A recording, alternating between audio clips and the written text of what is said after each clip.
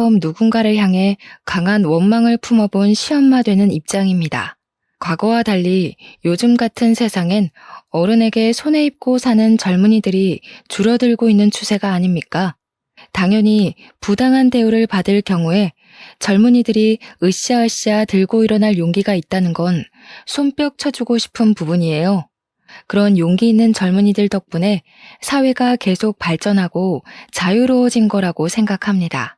하지만 때와 장소를 모르거니와 늙은이라면 무조건 틀렸다고 생각해 태클을 거는 젊은이들은 요즘 사회 분위기를 잘못 읽은 게 아닌가 싶어요. 제가 곧 나이 70을 바라보게 된 늙은이긴 해도 최대한 젊은이들 생각을 이해해 주려고 했고 간섭하지 않으려고 노력했는데 아무리 젊은이들이라 해도 사람 자체가 진작에 망가진 꼴이라면 제가 아무리 애써봤자 무용지물이더군요. 그럴수록 서로의 관계가 안 좋은 쪽으로 흘러갈 수밖에 없다는 걸 알았습니다. 반평생 이상을 살았음에도 나름대로 큰 고비 없이 살아왔는데 처음으로 제 심장이 나락으로 떨어지는 일을 겪었습니다. 그게 우리 아들 며느리 때문이라는 것이 무엇보다 가슴이 아프네요. 우리 며느리 얘기 한번 들어보고 가주시겠어요? 저와 남편한테는 정말 작고 소중한 아들이 하나 있습니다. 저는 현 남편과 재혼을 한 사이인데요. 제가 전 남편과 이혼을 한 이유는 난임 때문이었습니다. 그 시절에는 애 하나 제대로 낳지 못하면 소박 맞고 이혼당하는 게 흔한 시절이었어요. 그런 시대에서 저는 결혼 2년 차에 불임에 가까운 난임이라는 진단을 받고 말았고 시모의 구박과 남편의 방관을 못 이겨 1년 만에 시댁을 스스로 나오고 말았습니다. 사실은 쫓겨난 거나 마찬가지죠. 원치 않는 합의 이혼으로 이혼녀가 되어버렸으니까요. 그래도 제가 나름 성실하게 살았던 덕분인지 늦게나마 좋은 인연을 만나게 되었는데요. 다행히 착한 남편을 얻는 덕에 제 인생엔 결코 없을 줄 알았던 소중한 아기를 낳을 수 있었습니다. 제가 난임은 맞지만 시술을 통해 극적으로 얻게 된 아이라서 제겐 우리 아들이 처음이자 마지막인 자식이었고 흔쾌히 제 목숨을 내걸 수 있을 만큼 무척 소중한 존재입니다. 보통 그렇게 귀하게 얻은 자식이라면 과잉보호 방식으로 육아를 했겠다고 말씀들 하지만 저는 오히려 반대였어요. 둘도 없는 소중한 아이이기 때문에 우리 아들을 제 품에 가둬두기보단 원하는 대로 누리며 살도록 만들어주는 게 목표였습니다. 한편으론 당연히 부모로서 자식이 뭐라든 걱정되었죠. 저도 다른 부모들처럼 내 아이가 최고고 내 아이가 제일 잘나고 똑똑하다는 생각을 했고 계속 신경 써주고도 싶었고 학원을 2개, 3개 보내주고도 싶었어요. 하지만 오로지 우리 아들만 생각해서 그런 집착스러운 마음은 묻어두려고 노력했을 뿐입니다. 그건 남편 생각도 마찬가지였어요. 저와 남편은 어렵게 살아온 형편은 아니었습니다. 남편은 당시 이미 30대의 나이에 경양식 돈가스 집을 운영하고 있었어요. 번화가에 위치해 있었는데 돈가스도 팔고 파스타도 팔고 각종 브런치를 팔아서 나름 장사도 잘 되던 가게였습니다. 그러니까 저는 그때 남편의 돈가스 집에 아르바이트생으로 갔다가 처음 만나게 된 사이였어요. 당시 제가 돈가스 가게에 지원했을 때 나이가 28살이었습니다. 첫 번째 결혼을 25살에 했는데 3년간 난임으로 시댁에 시달리다가 이혼하고 나와서 먹고 살기 위해 도전한 일이 바로 돈가스집 알바였던 거예요. 그 돈가스 가게를 사전조사해 봤을 땐 아르바이트생 대부분이 20대 초반 대학생들로 많이 이루어져 있더라고요. 그래서 지원서를 넣었다지만 솔직히 연락도 안 오고 바로 탈락될 줄 알았습니다.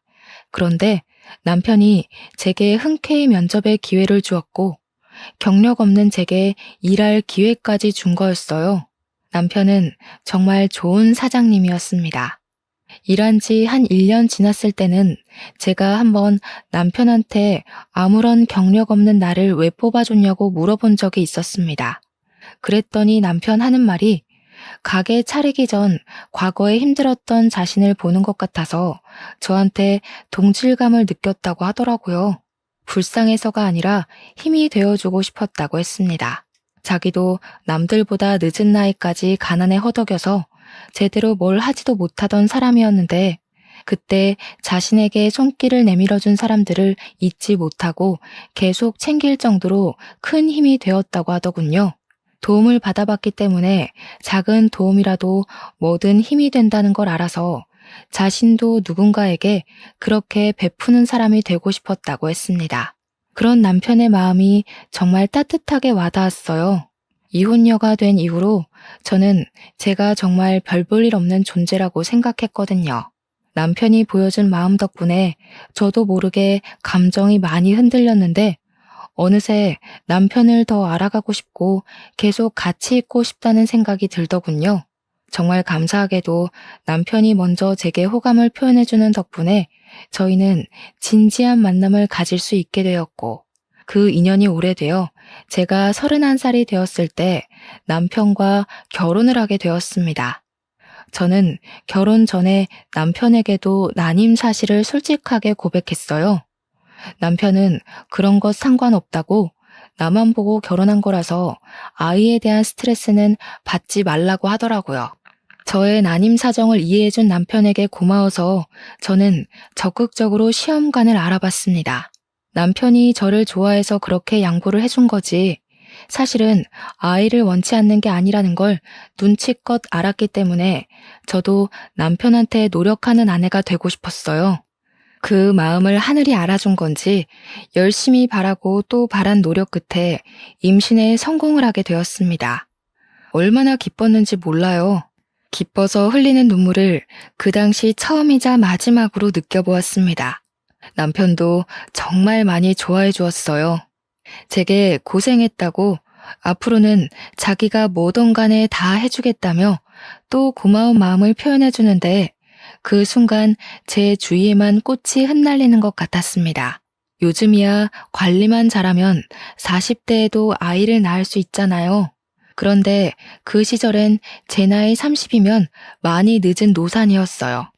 그럼에도 불구하고 저는 33살에 문제없이 아들을 낳는데 성공을 하였습니다. 아들의 존재는 저와 남편의 관계를 더욱 돈독하게 만들었습니다. 저와 남편은 같이 돈가스 가게를 장사하면서 손발 맞춰 아들을 정말 열심히 키웠어요.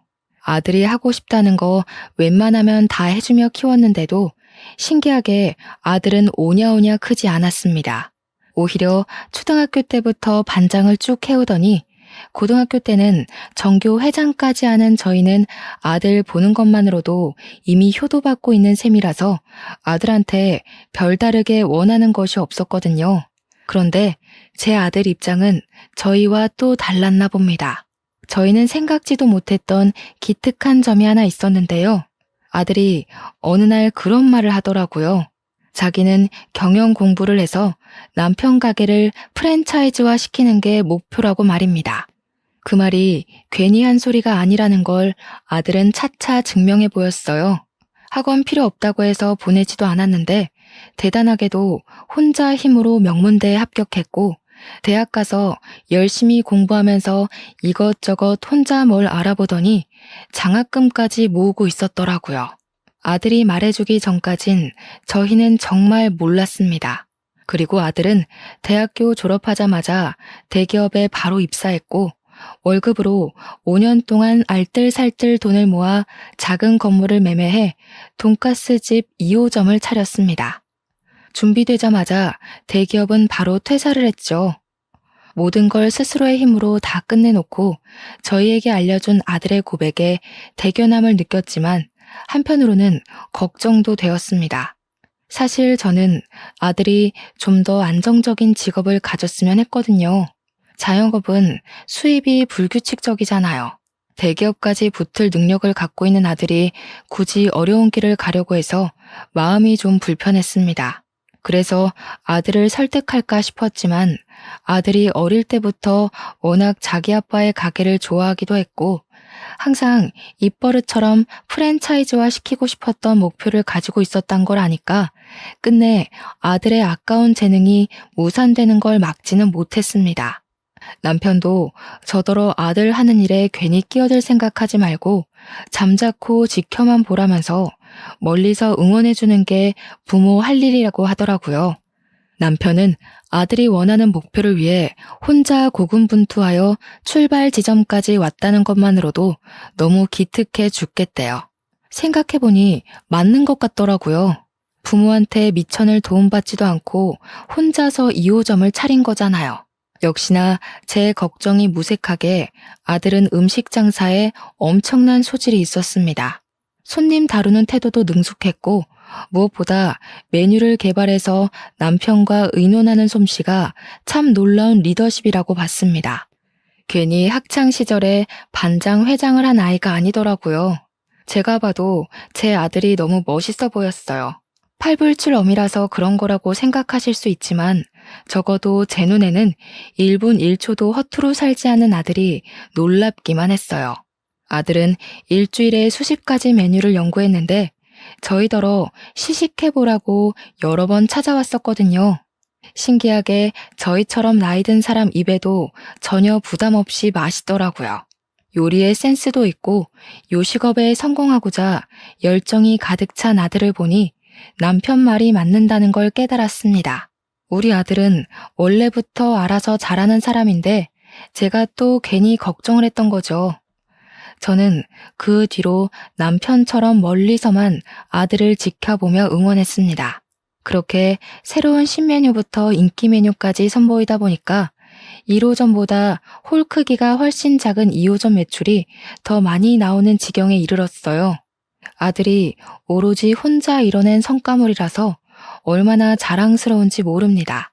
아들은 신메뉴의 보장을 확실히 본 뒤에 1호점에도 출시를 시켰고 1호점, 2호점 모두 매출 폭등의 기적을 일으켰습니다.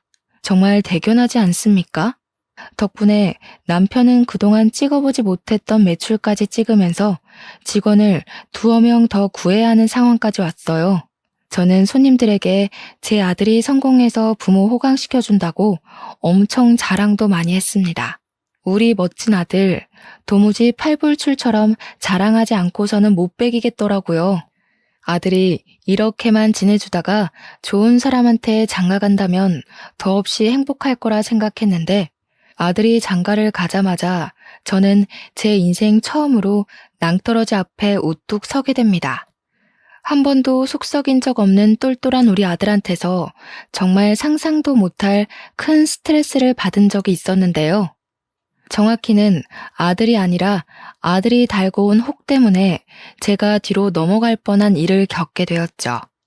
30대가 된 아들이 결혼할 여자라고 데려온 며느리는 당연히 첫 대면에선 문제가 없었습니다.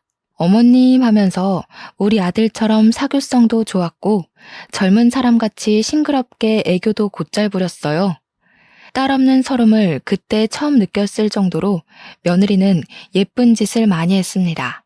무엇보다 제가 며느리를 마음에 들어했던 건 며느리가 동물병원 간호사였기 때문이었어요.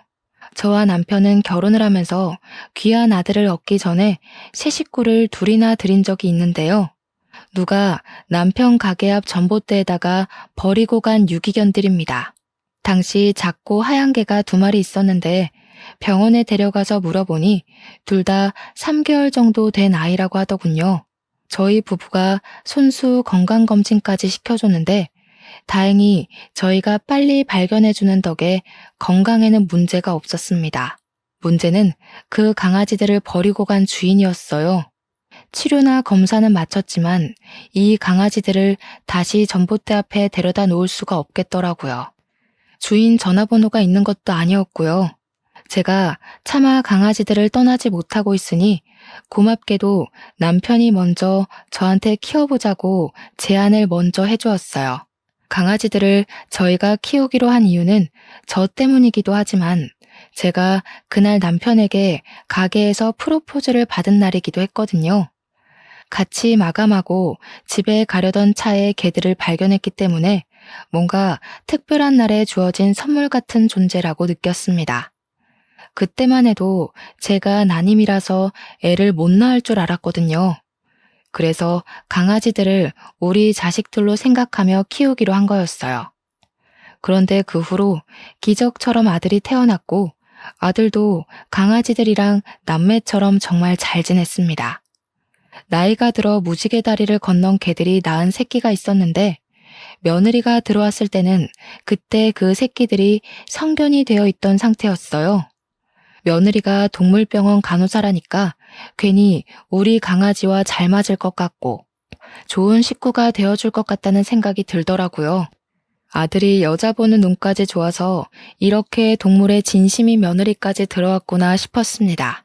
모든 세상이 제 편에 서서 저를 응원해준다고 생각했어요. 지금 돌아보면 참 일차원적인 마음이었던 거죠. 너무 안일했어요. 아들이 결혼하고 신혼여행 다녀온 뒤 아들과 며느리가 저희 집에서 하룻밤 자게 되었는데요. 모두가 각자 잠자리에 든 새벽, 거실 밖에서 개들이 자꾸 짖는 소리가 들리는 겁니다. 남편은 골아떨어져서 몰랐는데 저는 원래 잠기가 예민해서 방음 잘 되는 방이라도 애들 소리를 잘 듣곤 했습니다. 평소 불 다 꺼진 새벽에는 개들이 짖지 않는데 무슨 일인가 싶어 슬쩍 나가봤거든요. 그런데 의외로 며느리 목소리가 같이 들리더라고요. 이 개놈 자식들이 가만 안 있어? 아, 침 흘리는 것 좀 봐. 더럽게 어딜 가까이 오라고. 주워온 개들이 낳은 새끼들이래. 접종이나 제대로 했는지 모르겠다. 아이씨, 저리 안 가? 며느리는 우리 개들을 발로 죽 밀어내며 누군가랑 통화하고 있었습니다. 결혼 인사 왔을 때만 해도 우리 개들을 사랑스러운 눈으로 봐주던 며느리가 저희 애들을 개만도 못한 취급하는 걸 보고 충격 먹었어요. 제가 용화시켜 사연을 쓴 거지 실제 며느리 행실은 감히 누구한테 일러주기 무서울 정도로 과격했습니다. 그날 본 며느리는 제가 알던 며느리와 완전히 다른 분위기였어요. 너무 놀라서 오히려 제가 오해한 게 아닌가 생각하려고 애썼습니다. 그래서 아무한테도 말하지 않고 저만 수시로 고민하면서 밤을 새웠어요. 다음날 아침 돼서 다시 보게 된 며느리는 제가 알던 며느리처럼 개들한테 상냥한 간호사더라고요. 그만 신혼집으로 돌아간다고 나서면서도 개들이랑 헤어지는 걸 아쉬워하며 떠났습니다. 그 이후로 이틀이 지났는데도 마음 한구석에 찝찝한 마음이 사라지지 않더라고요.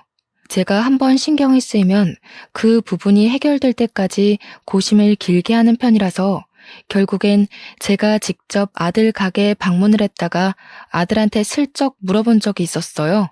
새아기에 대해서 궁금한 게 있어 찾아왔다. 네가 분명 새아기 만날 때 우리 집에 개 키운다고 얘기를 했다 했지? 그때 정말 강아지 좋아한다고 말을 했었니? 당연하지. 개 싫어하는 사람이 동물병원 간호사를 했겠어? 개나 고양이 가리지 않고 환장하는 애야. 근데 갑자기 왜 그런 걸 물어? 정말 그것 때문에 여기까지 찾아온 거야? 아, 그러니? 아니다. 내가 아무래도 착각했나 봐. 유라한테는 내가 이런 거 물었다는 거 말하지 마. 괜히 오해 생길라. 그때만 해도 저는 제가 역시 착각한 거라고 생각했습니다. 그날 집에서 본 며느리의 괴팍한 얼굴을 잠결에 잘못 보고 잘못 들은 거라고 봤어요. 하긴 동물을 싫어하는데 어떻게 동물병원 간호사를 하겠습니까? 그날은 며느리에게 제가 모르는 사정이 있어서 그랬을 거라고 이해하고 넘겼습니다. 그런데 말입니다. 또 한 번 며느리의 실체가 의심스러운 정황을 저만 목격하게 된 적이 있었는데요. 제가 남편이랑 같이 출근했다가 근무하던 중간에 집에 볼 일이 있어서 혼자 집에 잠깐 돌아간 적이 있었거든요. 근데 신발장에 모르는 신발이 널브러져 있더라고요. 마치 어린아이가 마구잡이로 벗어놓은 것처럼 구부러져 있듯 놓여 있었습니다. 우리 아들 신발이라기엔 작은 것 보니 며느리의 것 같았어요. 며느리한테 도어록 번호를 알려준 적이 없는데 아마 아들이 알려줬나 봅니다. 그럼 연락이나 줄 것이지 연락도 없이 집에 무슨 일로 온 건가 싶더라고요. 신발도 가지런하게 두지 못하고 연락도 없이 함부로 시댁을 찾아오고 여기서 저는 며느리에게 조심성이 좀 부족하구나라는 걸 느꼈습니다. 그리고 우리 개들은 웬만해선 집안에서 잘 짖지를 않는데 그날은 현관문 열자마자 3마리의 왈왈거리는 소리가 귀를 때리더라고요. 희한하게 며느리만 있으면 개들이 그렇게 짖어요. 이건 남편이랑 아들은 모르고 저만 눈치챘던 부분인데 알 때마다 기분도 별로입니다. 그리고 애들 소리에 뒤이어 함께 들리는 며느리의 고성은 또 한 번 며느리의 실체를 의심하게 만들었어요. 야, 이 새끼들이. 냄새나 죽겠네. 저리 안 꺼져? 확 갖다 버린다. 내가 너희처럼 시끄러운 애들 한두 번 보는 줄 아니? 다시는 못 짖게 만들어버릴 수도 있어. 그때만 생각하면 제가 아직도 온몸에 털이 바짝 서요. 며느리는 우리 개들에게 쌍욕을 섞어가면서 하찮은 짐승 취급을 하고 있었는데요. 또 우리 애들을 함부로 건드리기라도 했는지 애들이 깨갱거리는 소리도 나더라고요.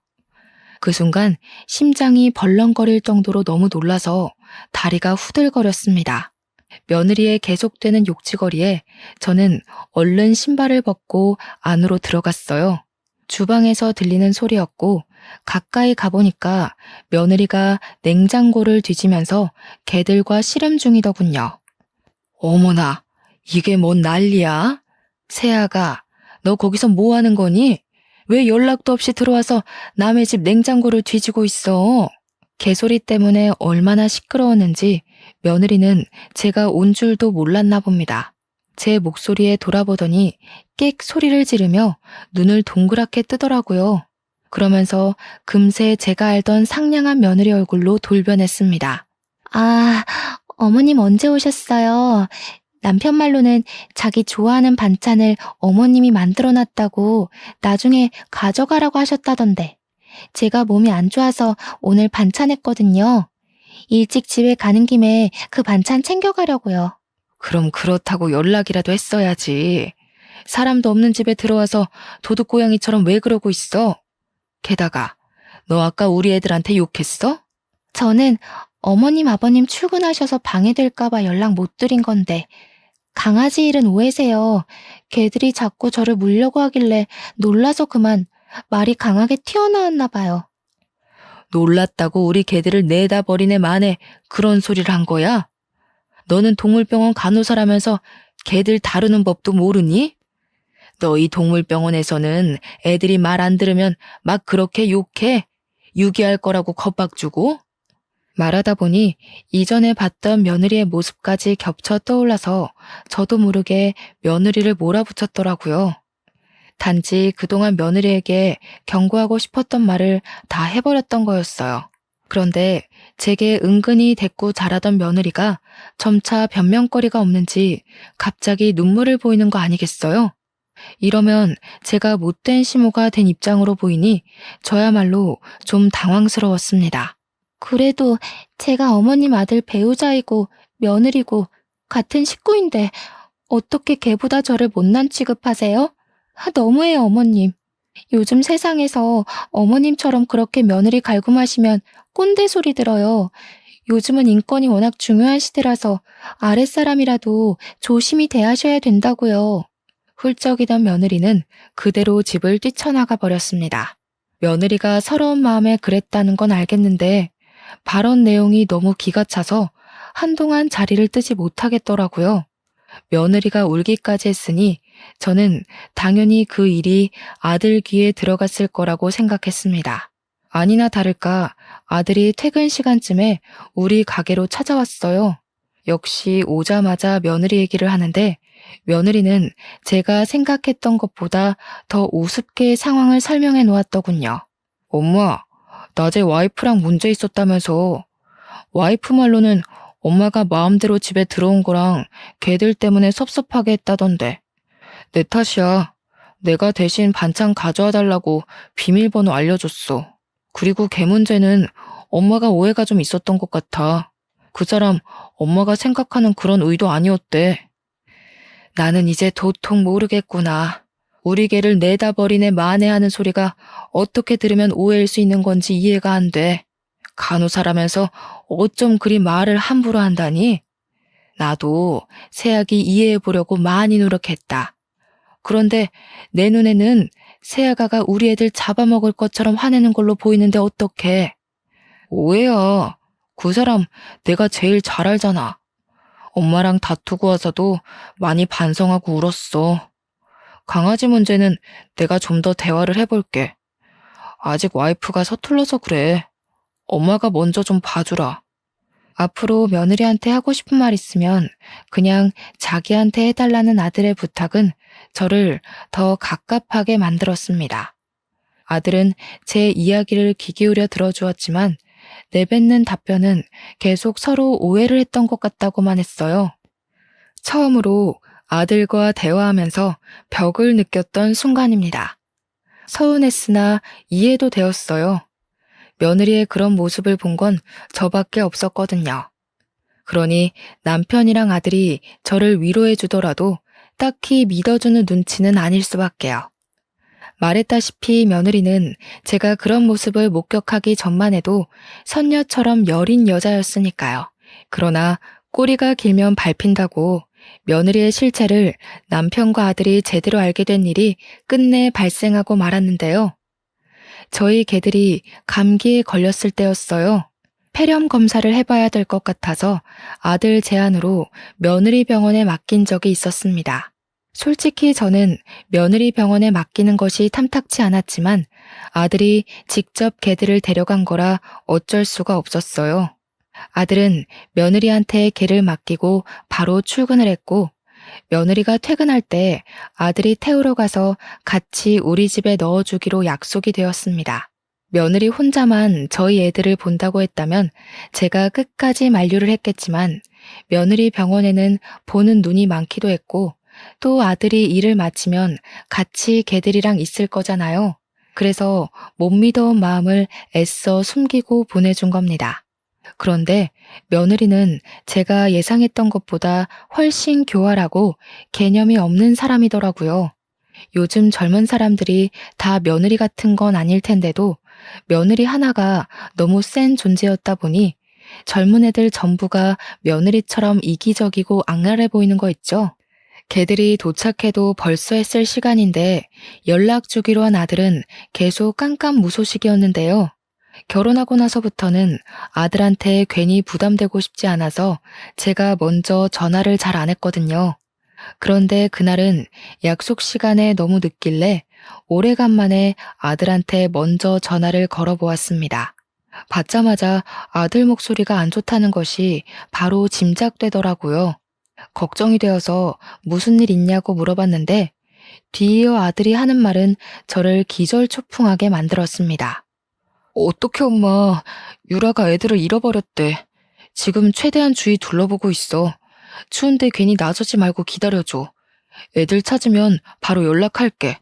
그러니까 당시 상황은 며느리가 퇴근하고 개들을 데리고 나와서 아들 차를 기다리는 동안에 개들이 갑자기 발광을 했고 며느리는 힘에 부쳐서 개들을 놓쳤다는 거였습니다.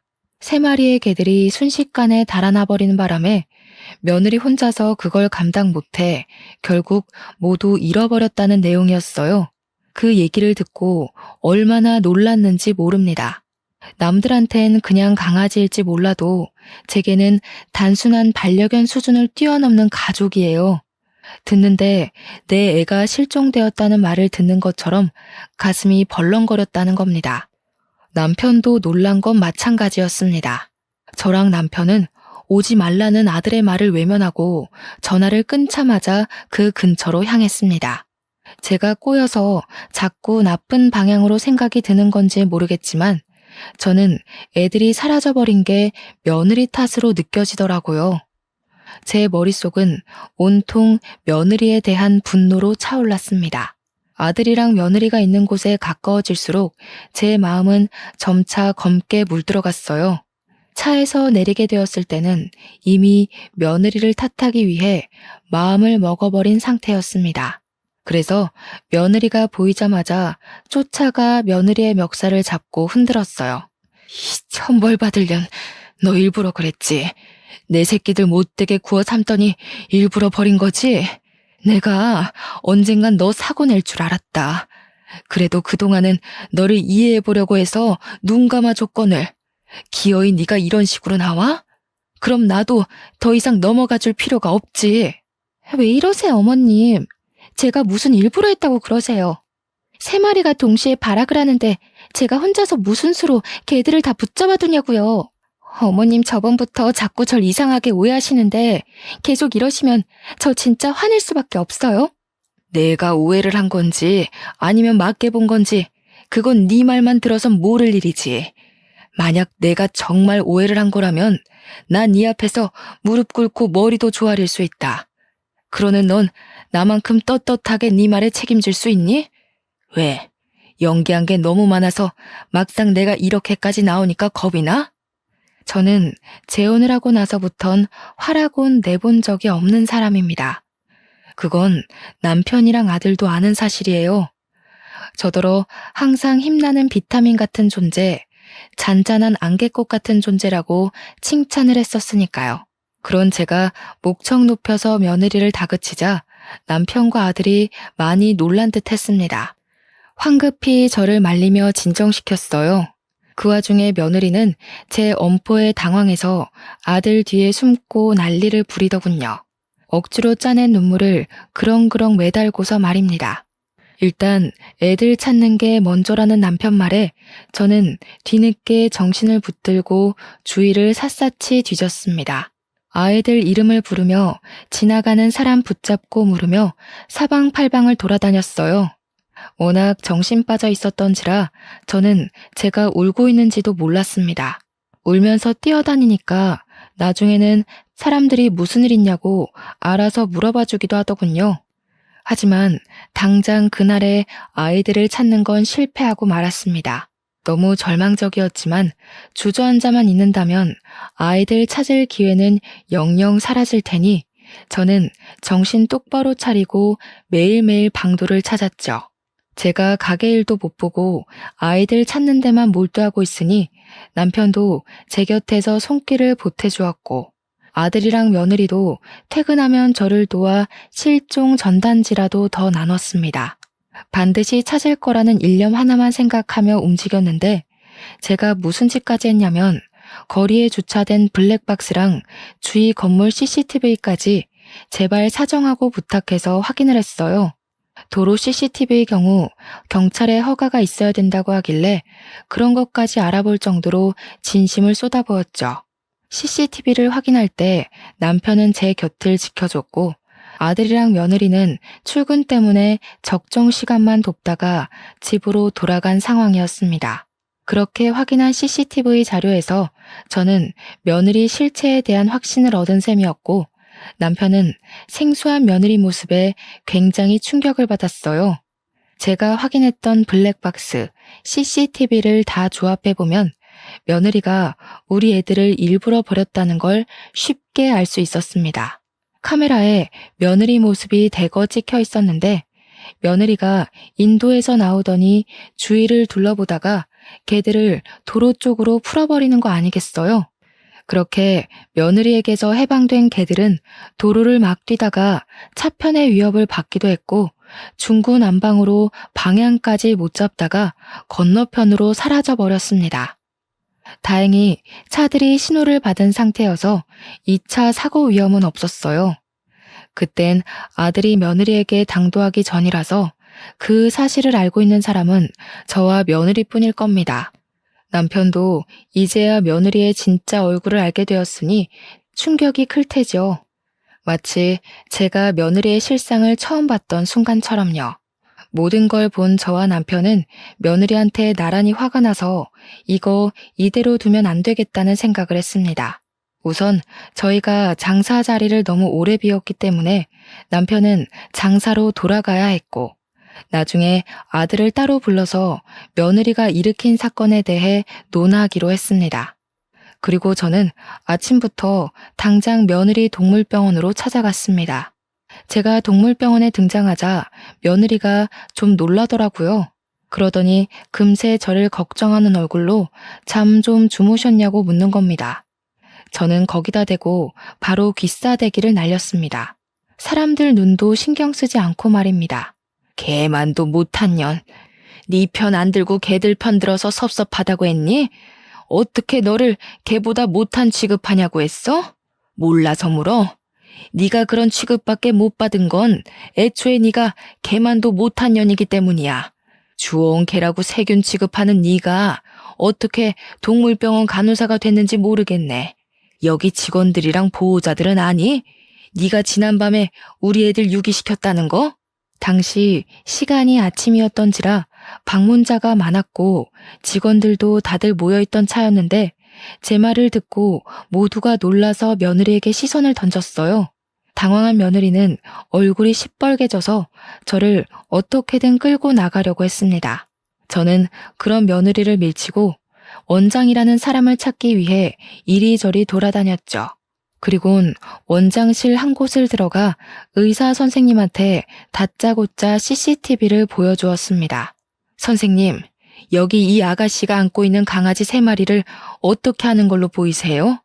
놓친 게 아니라 일부러 놓은 걸로 보이지 않나요? 이 강아지들 기억나시죠? 우리 며느리 믿고 여기 병원에서 치료받은 애들인데요. 의사 선생님은 당연히 우리 애들을 알아보았고 그 강아지들이 며느리 시댁되는 집안의 강아지라는 것까지 기억하고 있었습니다. 그리고 의사 선생님도 화면 속의 아가씨가 우리 며느리라는 걸 바로 눈치채더라고요. 어째서 아이들을 유기한 거냐고 저한테 묻길래 저는 제가 알고 있는 며느리의 실체를 낱낱이 밝히며 증거 영상까지 모두 보여주었어요. 그러면서 이렇게 몰상식한 인간을 직원으로 쓰지 말고 당장 해고하라고 했습니다. 해고 안 하면 이 영상을 동물병원 이름을 달고 인터넷에 올릴 수도 있다고 했더니 자기 개인 병원 명의를 실추시킬 수 없던 수의사가 알겠다고 약속을 해주더군요. 의사 선생님이 시켜서 못 들어오고 있던 며느리는 제가 원장실을 나서자마자 저를 잡아 끌고 탕비실 같은 데로 데려갔습니다. 주위에서 말리려고 했는데 며느리가 악을 지르는 바람에 다들 식겁해서 어쩌지 못했죠. 며느리가 드디어 본 얼굴을 숨기지 않기로 작정했는지 제가 시어머니라는 것도 잊고서 호통을 쳤습니다. 남의 직장까지 와서 대체 무슨 행패예요? 그래요. 내가 그 녀석들 좀 풀어줬어요. 걔들 때문에 남편이 나랑 아이 가질 생각을 안 하잖아요. 남편이 계속 걔들 노견이라고 살아있을 때 추억 많이 만들어야 된다면서 개소리만 하길래 답답해서 그랬어요. 못된 것. 내 아들이 너 이런 애인 줄 알면 상종도 안 할 거다. 어디서 이런 짐승만도 못한 사람이 우리 집에 들어와서 앞길을 틀어막아. 우리 애들이 너만 보면 짖던 것도 다 이유가 있었던 거야. 네가 보통 애가 아니라는 걸 알고서 그렇게 표현을 해댔던 거였어. 지겨워. 자꾸 내 새끼 우리 자식 하면서 의미 부여하시는데 그래봤자 걔는 걔예요. 그것들은 사람보다 못한 것들 맞는다고요. 저 동물병원 간호사인 거 잊으셨어요? 그런데 의미 넣는 어머님이야말로 정신병 있는 겁니다. 병원 가보세요. 너 말 잘했다. 네가 이렇게 나와주길 바라고 내가 소형 카메라를 산 거야. 고소당할 준비나 하거라. 세상 무서운 줄 모르고 어디서 그런 상식 없는 행동을 해? 네가 저지른 행실 내가 아주 단단히 떠벌려 줄 테니까 각오해라. 제가 가방을 단단히 챙겨 들고 탕비실을 나가는데 며느리가 당황해 있다가 뒤늦게 어머님 소리를 지르며 튀어나왔습니다. 그리고는 주위 사람 시선은 안중에 없는지 제 가방만 잡고 늘어지더군요. 제가 무게의 중심이 휘청거려 고꾸라지자 지켜보던 직원들이랑 보호자들이 다 같이 나서서 도와주었습니다. 의사 선생님 2명까지 나와서는 저를 부축해주면서 며느리를 향해 무슨 짓이냐고 혼쭐을 내었어요. 남들이 뭐라고 하든가 말든가 며느리는 미친 듯이 제 가방만 뒤지면서 내용물을 다 쏟아냈고 수영 카메라 어딨냐고 소리치기만 했습니다. 내가 정말 너를 볼 때마다 심장이 두근거린 이유가 다 있었네. 카메라 같은 건 없다. 그런데 이제 그게 무슨 소용이니? 이미 너의 그 추악한 실체를 본 사람들이 이렇게 많아졌어. 여기 모든 사람들의 눈과 기억을 가리지 않는 이상 더는 못 숨긴다. 며느리가 제 말을 듣고 정신을 차렸을 땐 이미 사람들한테 경멸의 시선을 받고 있을 때였습니다. 의사 선생님들은 그 자리에서 며느리에게 해고 통보를 하였고 보호자들은 대놓고 며느리를 욕하면서 며느리 담당으로 된 보호자들은 당장 관리 선생님 바꿔달라고 원성이 많았습니다. 그리고 남편이 아들을 불러서 얘기를 했는지 아들 또한 며느리 실체를 알고 충격을 많이 받았고 집에서 며느리랑 둘이 대판 싸운 걸로 알고 있어요. 결국 이혼을 받아들이지 못하는 며느리를 대상으로 아들은 소송을 시작했고 똑똑한 아들은 며느리의 행실이 담긴 영상들을 정리해서 변호사에게 제출을 했습니다. 개중에는 동물보호법에 위반된 행동도 있어서 며느리에게 내려질 처벌은 위자료 외에 수백만 원의 벌금이 보태어질 예정이라고 하네요. 무슨 난리인지도 모를 판이 벌어지고 난 후 우리 집 개들을 찾을 수 있었는데 다행히도 다른 동물병원에서 보호를 해주고 있었더라고요. 마지막으로 본 날보다 조금 꼬질꼬질해졌지만 정말 무사하고 건강하게 발견돼서 얼마나 다행이었는지 모릅니다. 착실하게도 셋이서 같이 붙어 다녔나 봐요. 병원에서도 처음 발견했을 때 3마리 같이 있었다고 하더라고요. 그 뒤로 며느리가 울고불고 자신을 질책하며 아들을 붙잡았지만 아들은 며느리만 보면 가족 같은 반려견들이 유기되었던 악몽이 떠올라 괴로워했습니다. 그래서 자꾸만 집 앞에 찾아오는 며느리에게 쌍욕까지 하면서 완전 절연을 해버렸어요. 무슨 용기인지 모르겠으나 우리 아들한테 안 통하니까 이해가 저한테까지 매달리기 시작하는 거 있죠. 어머님, 제가 잘못했어요. 어머님이 저보다 개들을 더 예뻐하는 것 같아서 질투나서 그랬던 거예요. 제가 정말 실수했어요. 한 번만 용서해 주세요. 저희 아빠 엄청 보수적이라서 저 이혼당한 거 알면 진짜 큰일 나요. 너는 내가 아주 만만한가 보구나. 들키면 눈 감아주고 빌면 넘어가주고 하니까 나를 아주 쉽게 봤나 본데. 잘못에 대한 대가를 받아야 다신 헛짓거리 안 하지 않겠니? 가서 너희 부모한테 다시 교육받고 똑바로 살거라. 며느리를 그렇게 쫓아보내버렸더니 저희 가정은 기다렸다는 듯 바로 평화가 찾아왔습니다. 그리고 아들은 제게 그동안 믿어주지 않아서 죄송하다고 사과를 했어요. 남편도 저더러 혼자 며느리 실체를 눈감아주고 있느라 버거웠겠다면서 미안하다고 하더군요. 저는 애초부터 아들과 남편을 원망하진 않았습니다. 제 말을 못 믿어줄 때 약간 서운한 건 있었지만 둘의 반응을 제가 이해 못하는 것도 아니었으니까요. 며느리가 정상적이기만 했어도 저는 아들네 부부에 터치하는 일은 없었을 겁니다. 하지만 파렴치한 며느리라면 제가 어찌 무시만 하고 있을 수 있겠나요? 아들이야 워낙 똑똑해서 마냥 당하고만 살 사람은 아닌 걸 알기 때문에 충분히 알아서 잘할 거라고 믿어 의심치 않았지만 우리 강아지들은 아니잖아요. 강아지들은 여전히 가족들의 손길이 필요한 존재란 말입니다. 감히 내 새끼들을 건드렸다면 저는 그런 사람을 가족으로 둘 생각도 옆에 둘 생각도 없는 사람이에요. 반려견을 안 키우는 분들은 가족과 반려견을 동등히 하는 제 마음을 이해하기 어려울 겁니다. 그분들 마음까지 강요해서 위로받을 생각은 없어요. 하지만 다들 동물이라고 함부로 해도 되는 존재로 생각하지 말아주셨으면 해요. 생명의 가치를 제가 감히 지정할 순 없겠지만 세상 모든 사람들도 저와 똑같이 목숨을 평가할 권리는 없는 거잖아요. 나쁜 마음 먹는 사람은 있어도 나쁜 마음 먹는 동물은 없다는 거. 아는 지인한테 들었었는데 감명이 깊었던지라 남겨봅니다. 모두가 존중받고 존중할 수 있는 사회가 되어갔으면 좋겠네요. 제 사연 들어주셔서 감사합니다. 따뜻한 하루 보내세요.